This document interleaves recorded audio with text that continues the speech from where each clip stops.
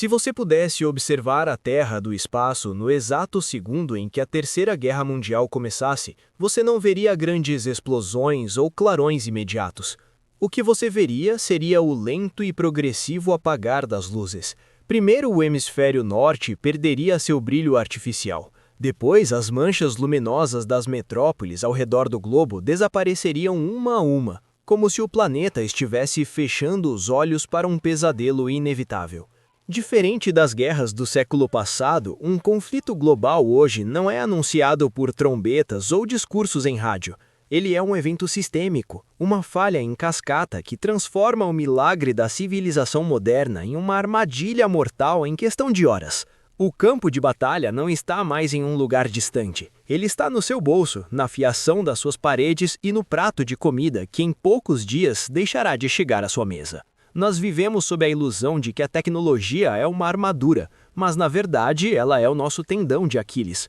O mundo moderno é uma imensa teia de dependências mútuas. O chip do seu carro vem de Taiwan, a energia da sua lâmpada depende de um software alemão e a comida no seu prato é rastreada por satélites americanos. Quando essa teia é cortada, o retrocesso não é de décadas, mas de milênios. A Terceira Guerra Mundial não seria uma luta por ideologia, mas uma luta desesperada pelos destroços de uma infraestrutura que nós mesmos construímos, nós que não sabemos mais como operar sem a ajuda de máquinas. O prólogo desse apocalipse começaria no silêncio absoluto do ciberespaço. Antes que o primeiro soldado pise em solo inimigo, exércitos de algoritmos e malwares infectariam as artérias do mundo. Imagine o caos de um dia comum onde, subitamente, nenhum cartão de crédito funciona. Você tenta acessar o seu banco, mas o seu saldo é zero. Você tenta ligar para um familiar, mas a rede de telefonia exibe apenas uma mensagem de erro sistêmico. E se apagão financeiro seria o primeiro golpe planejado para desestabilizar a ordem pública de dentro para fora?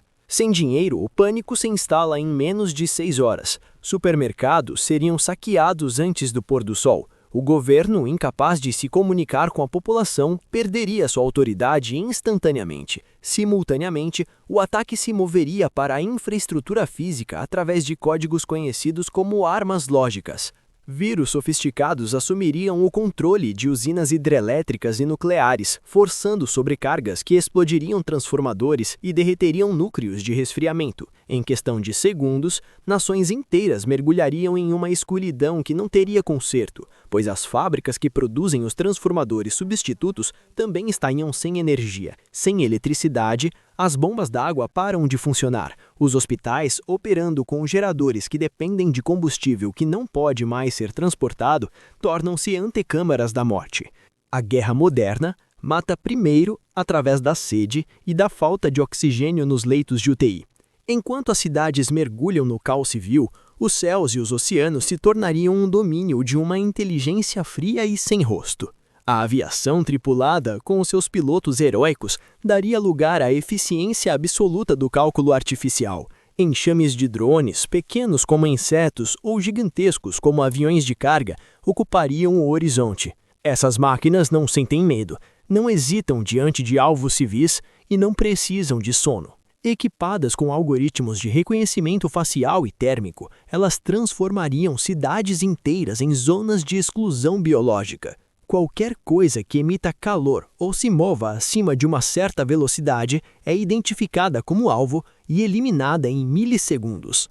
A guerra aérea seria uma coreografia de destruição hipersônica. Mísseis que viajam a 10 vezes a velocidade do som tornariam obsoletos todos os sistemas de defesa atuais. Não haveria tempo para soar o alarme. Um ataque vindo de um submarino escondido no Ártico poderia atingir Brasília, Washington ou Beijing em menos de 10 minutos. Os grandes porta-aviões, outrora os reis dos mares, seriam reduzidos a pedaços de ferro retorcido no fundo do oceano por torpedos autônomos que operam de forma independente, caçando assinaturas acústicas como tubarões mecânicos.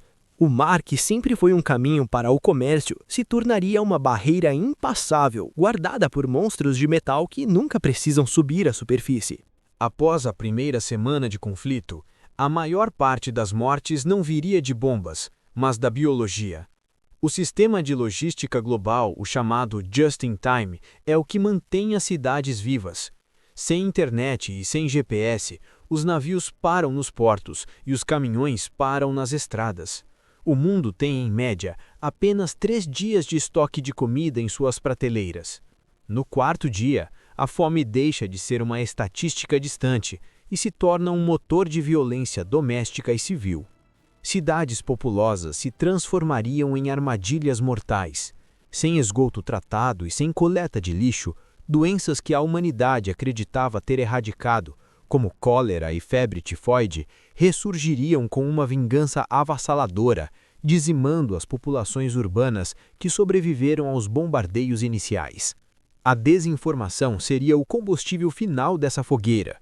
Com as redes sociais sob controle de IAs inimigas, a população seria bombardeada com vídeos deepfake de seus próprios líderes se rendendo ou cometendo atrocidades. A confiança, a base de qualquer sociedade, seria pulverizada. Vizinhos lutariam contra vizinhos por uma lata de conserva. A Terceira Guerra Mundial seria, essencialmente, a guerra de todos contra todos, onde o Estado deixa de existir e a lei do mais forte volta a governar as ruas cobertas de cinzas. O grande erro dos otimistas é acreditar que a razão prevaleceria no último momento. Na pressão insuportável de uma guerra sistêmica, onde a derrota significa o apagamento total de uma cultura, o botão nuclear deixa de ser um tabu e se torna uma ferramenta de desespero. O uso de armas nucleares táticas, projetadas para destruir exércitos em campo de batalha, sem vaporizar cidades inteiras, seria o gatilho para a destruição total. Na doutrina militar, uma vez que o átomo é usado, a escalada para o arsenal estratégico é quase inevitável.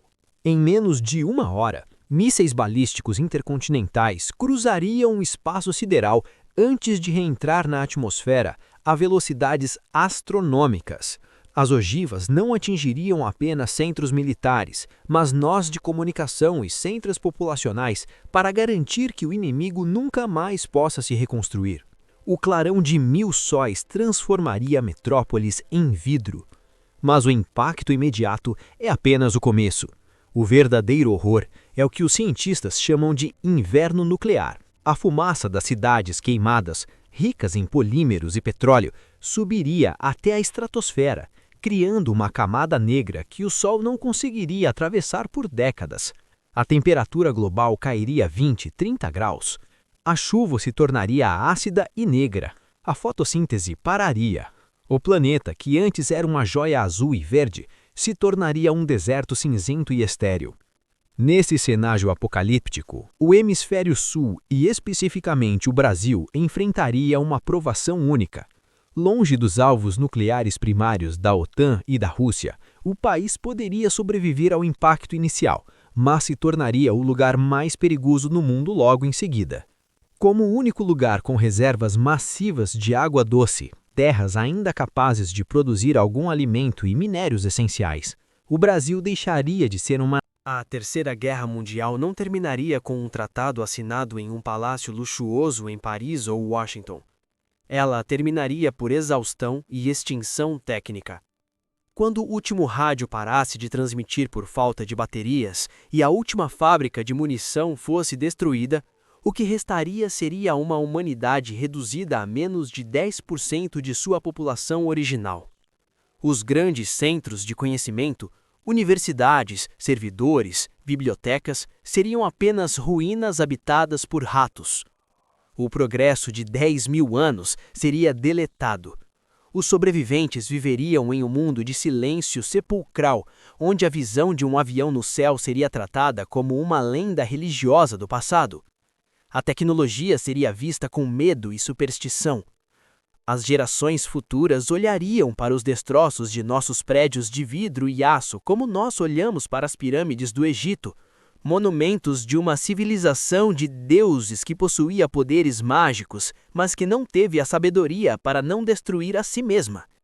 O homem voltaria a depender da força de seus braços e da fertilidade do solo, em um planeta que agora é muito mais hostil e imprevisível. Ao final de tudo, A Terceira Guerra Mundial seria o monumento máximo à arrogância humana. Nós passamos milênios evoluindo para dominar a natureza, para entender as estrelas e para vencer as doenças, apenas para usar todo esse conhecimento para aperfeiçoar a arte de nos apagar da existência. O vencedor não seria aquele com o maior exército, mas aquele que 1000 anos depois conseguisse acender uma fogueira e contar para seus filhos a história de como o mundo um dia foi iluminado e conectado, e por que ele nunca mais voltará a ser assim. Se há uma lição na história, é que a civilização é um castelo de cartas em cima de um terremoto, e o terremoto desta vez seria provocado por nós mesmos. Como disse o físico Einstein, não sei como será a Terceira Guerra Mundial, mas a quarta será com paus e pedras. Talvez, no final, o silêncio seja a única resposta justa para uma espécie que teve tudo e escolheu o nada.